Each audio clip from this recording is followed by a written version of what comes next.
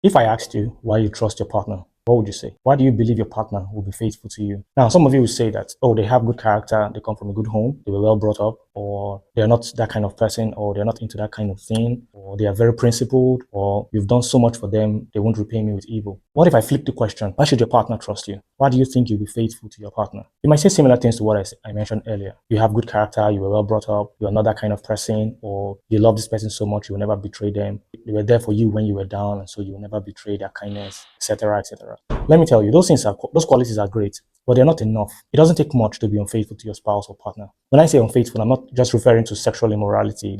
There's financial unfaithfulness, there's emotional unfaithfulness, there's relational unfaithfulness, and a few more. All it takes is one moment of fleeting passion or one moment of financial pressure to go back on your word and break your promise to your loved one, or they break their promise to you. The only thing that is worth trusting in your relationship or that is worth trusting in your partner is their relationship with God.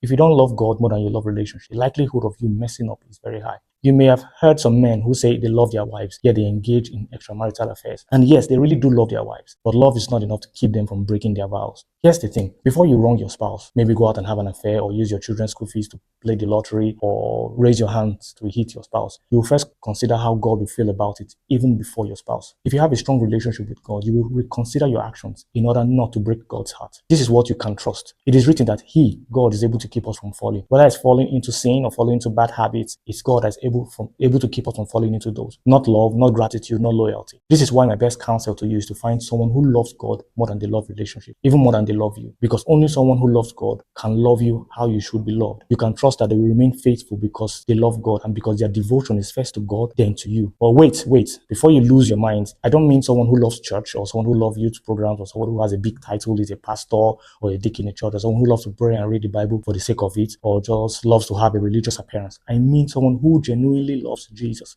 In that, you will find safety. You can trust that God will keep them or keep you from falling. I'll see you in the next video.